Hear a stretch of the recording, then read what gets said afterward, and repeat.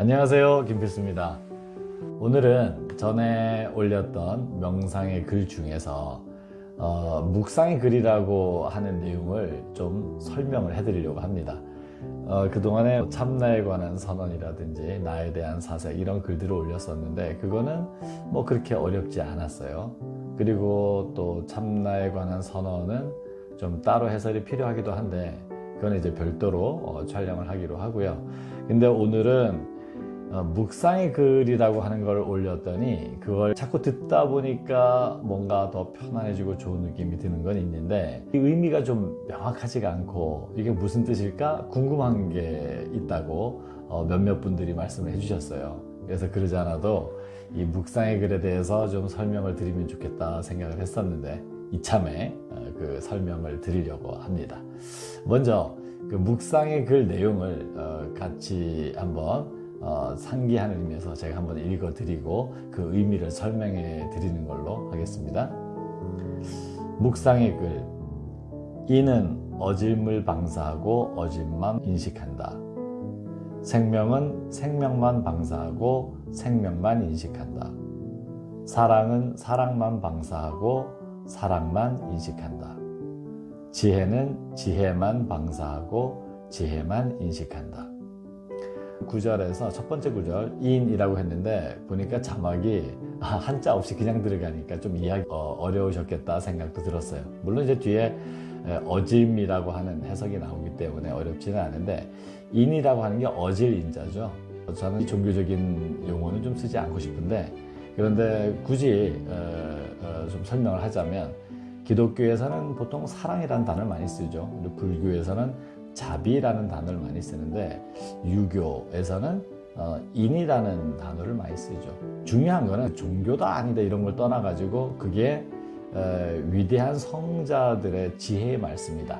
그래서 인류에게 정말 도움이 되는 문구다라고 이해를 하면 그냥 쉬울 것 같습니다.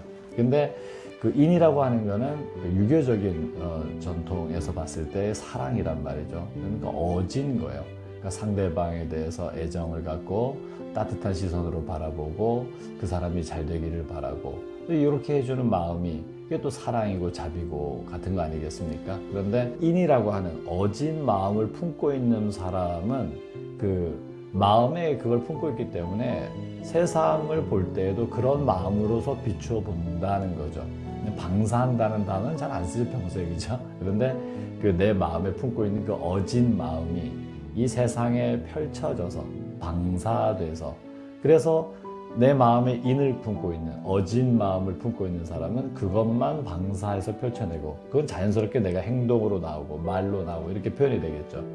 그리고 그 사람들도 똑같이 그렇게 반응하겠죠. 그러니까 내가 어진 마음을 어진물 품고 있으면 그것만 방사하고 그것만 인식된다. 그렇게 표현하는 걸로 볼 수 있죠. 생명. 내가 생명을 느끼고 있으면은 그 생명만 방사되고 그 쌩쌩한 느낌, 활기찬 느낌이 방사가 되고 또 상대방을 볼 때도 그런 느낌으로 세상을 인식하게 되겠죠. 그래서 인과 생명과 사랑과 지혜를 그렇게 펼쳐내서 내 마음에서 펼쳐낸 것을 내가 인식한다. 이런 얘기가 앞에 내 문장에 해당되는 내용입니다. 그래서 어떤 분들 그러죠. 쟤 진짜 말 많네. 보면은 그렇게 쟤 진짜 말 많네 하는 분이 어떻죠? 보통 말 많은 분이에요. 그 다음에 쟤 게을러 터져가지고 그러면 뭐예요? 사실 좀 게으른 사람들이 자기의 게으름이 싫어요. 그러니까 다른 사람들의 모습에서 어떤 게으른 게 나타나면 그게 굉장히 싫단 말이에요. 결국은 뭐가 비춰진 거다? 내 마음이 비춰져서 상대방에게 그렇게 비춰진 거다. 이렇게 할 수가 있겠죠. 그래서 방사하고 인식한다는 것, 그것은 자기 마음에 있는 것을 자기가 이 세상에 펼쳐냄과 동시에 또 자기 눈에도 자기가 인식할 때에도 그것들을 보게 되고 인식하게 된다. 이런 맥락을 이해하시면 될 것 같아요. 자, 그 다음 내용에 당신은 나입니까? 이렇게 나오는데 이 당신이 누굴까요? 그냥 밑도 끝도 없이 당신 그러니까 사랑하는 그대 뭐 이렇게 생각할 수도 있는데 여기서 당신은 지고자라고 얘기를 하죠. 그러니까 아주 완벽하게 위대한 존재. 그걸 뭐 신이라고도 할 수 있고 부처라고도 할 수 있고 뭐 자기가 믿는 어떤 믿음의 내용에 따라 뭐 용어는 다를 수가 있겠지만 결국은 같은 걸 가리키는 거거든요. 완전한 존재로서의 당신을 얘기하는 겁니다. 그래서 완전한 존재, 위대한 존재로서의 당신, 그 당신은 나입니까? 좀 질문이 생뚱맞게 느껴지지 않아요? 예를 들면 기독교인이 만약 이렇게 한다 그러면 하나님은 저입니까? 이렇게 생각될 수도 있는 거예요. 부처님은 저입니까? 이런 질문을 잘 안 하지만 이게 맥락에서 뭘 전제로 하고 있는 거냐면 사실 내가 무엇을 생각한다고 할 때 생각하고 있는 그것이 바로 나다, 이런 맥락이에요. 그 에머슨이라고 하는 철학자 그런 얘기를 했죠. 나는 내가 생각하고 있는 바로 그것이다, 이렇게 얘기를 한단 말이에요. 그러니까 내가 경험하는 세계는 나의 생각이에요. 사실은 내가 무엇을 생각하느냐가 나의 삶의 경험이 되고 그게 나의 삶 자체가 되는 거죠. 그리고 사실은 그런 생각이 일어난 것 자체가 바로 나다라고 볼 수가 있습니다. 그래서 당신에 대해서 내가 어떤 생각을 떠올렸다면 당신이 바로 나다라는 그 맥락에서 이해를 할 수가 있을 거예요. 당신은 나입니까? 기독교에서는 감히 신이 나다 이렇게 얘기할 수 없고 신과 나를 동일시한다 그러면 이건 뭐 이단이고 이거는 뭐 사이비 뭐 이렇게 판단이 되기 쉽겠죠. 근데 이건 뭘 얘기하는 거냐면 그러니까 하나님의 성분, 신성이라고 하는 것이 우리 내면에도 깃들어 있는 거고 우리는 본질적으로 같다.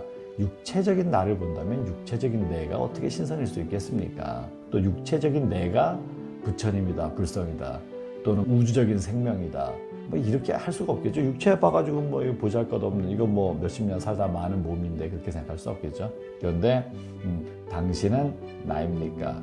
라고 할 때 여기에서는 아주 정신적인 존재, 의식으로서의 나를 생각해야 되겠죠. 그래서 신성이신 당신이 나입니까?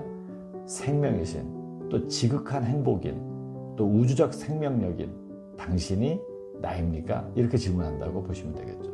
그래서 당신을 생각하고 또 생각하는 나는 당신을 느끼는 마음으로 가득 차 있습니다. 이럴 때 나는 당신입니다.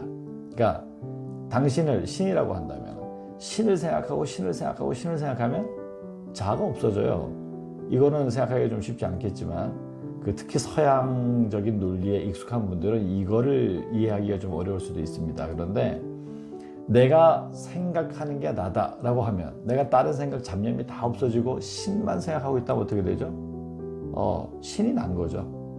오직 신에 대한 생각만 가득 차 있으니까. 그럴 때 나의 어떤 인간적인 생각이나 욕구가 무엇을 지배하지 않고 순수하게 신성에만 몰입되는 상태가 되기 때문에 육체적인 모습으로는 사람이죠. 하지만 의식은 순수하게 신성으로 가득 차 있기 때문에 신인 거죠. 그래서 누가 부처님을 생각한다. 제가 아는 분도 불상을 보고 부처님을 자꾸만 염했다 그래요. 자꾸만 반복해서 생각한 거죠. 부처님에 대해서. 연불종 같은 경우는 나무아미타불 관세음보살, 나무아미타불 관세음보살 계속 이렇게 하지 않습니까? 계속 반복하는 거예요. 기도라는 책이 있는데 거기에 보면 러시아 정교회의 이야기인데 한 청년이 쉬지 말고 기도하라를 어떻게 실천할까 하다가 주 예수 그리스도 나에게 자비를 베푸소서, 주 예수 그리스도 나에게 자비를 베푸소서, 이거를 계속 반복했어요. 반복하면서 자기 마음이 주 예수 그리스도를 자꾸 반복하다 보니까 자기 마음이 신성으로 가득 차는 느낌을 느끼게 돼요.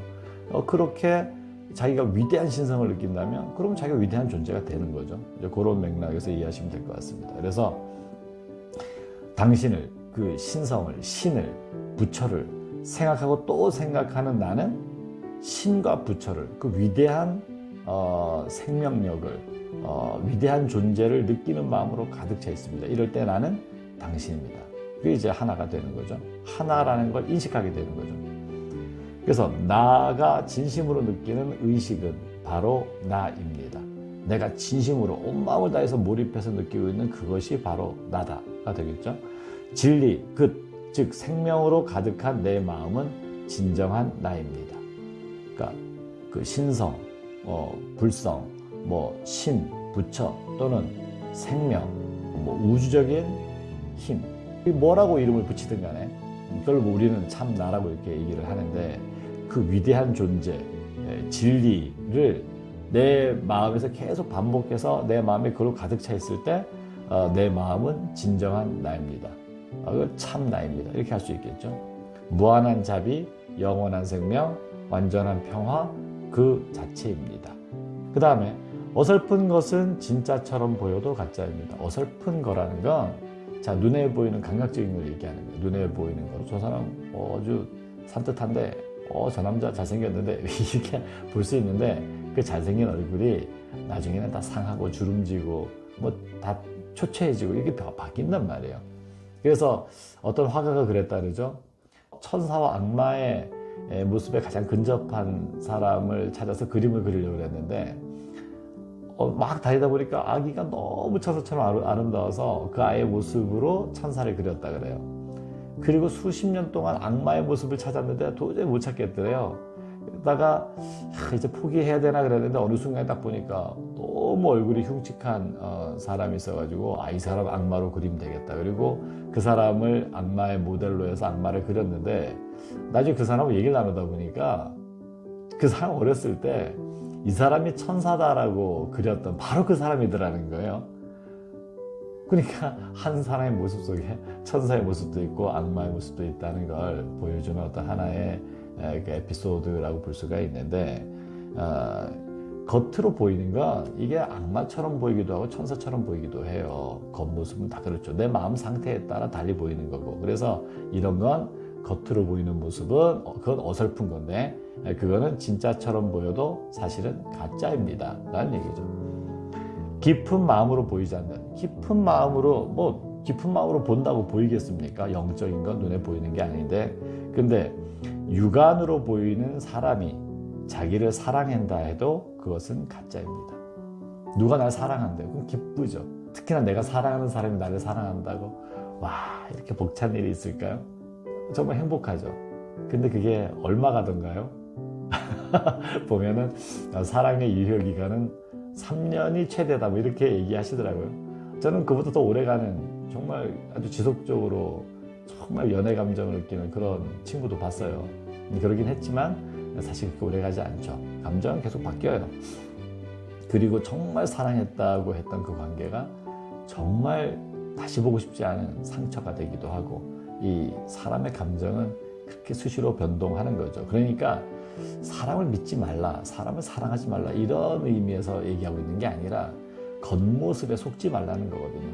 겉모습으로 보이는 사람은 형태도 바뀌고, 또 그 마음이 바뀌면 관계도 바뀌고 느낌도 달라지고 다 바뀐다는 거예요. 일시적이고 바뀔 수밖에 없는 것에 의존하지 말고 바뀌지 않는 본질적인 것에 집중하라, 이런 의미에서 얘기를 하는 겁니다.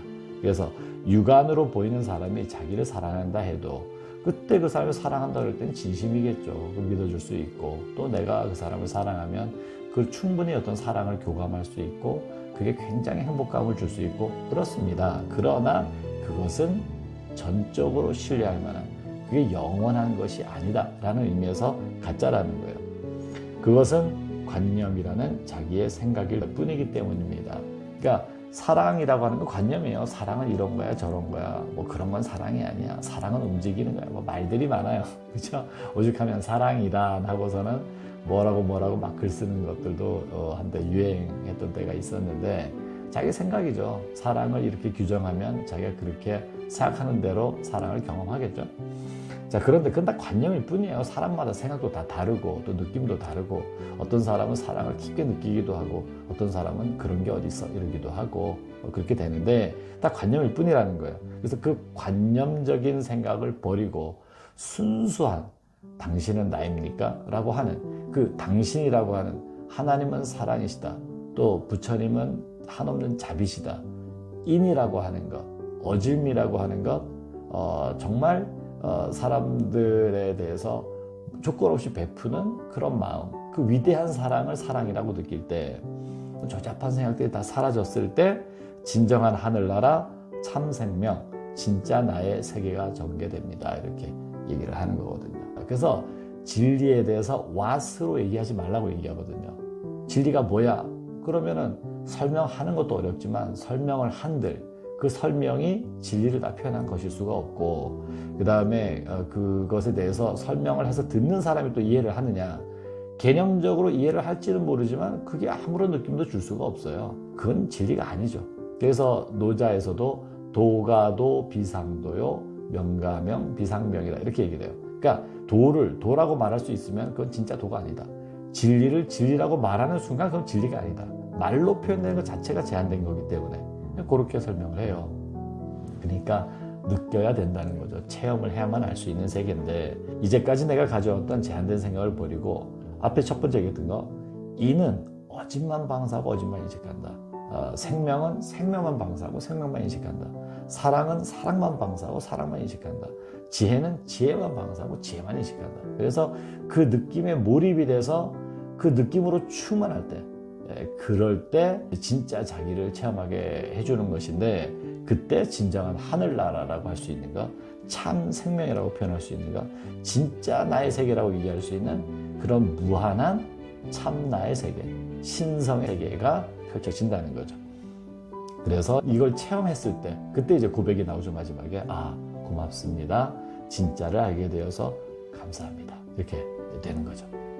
그 묵상의 글을 가지고 그냥 처음에 어떤 설명 없이 듣는 것만으로도 참 좋은 느낌을 느끼신 분들이 있는데, 이 설명을 듣고 다시 천천히 음미하시고 묵상해 보신다면 자기 내면에 있는 훌륭한 참나의 성분을 느끼는 행복한 체험이 되고, 또 그것을 반복하시다 보면은 늘상 그 편안하고 즐거운, 그리고 위대한 나, 그리고 제한 없이 펼쳐지는 자신의 생명과 사랑을 느끼시는 그런 좋은 도구가 될 수 있을 거라고 생각합니다. 감사합니다.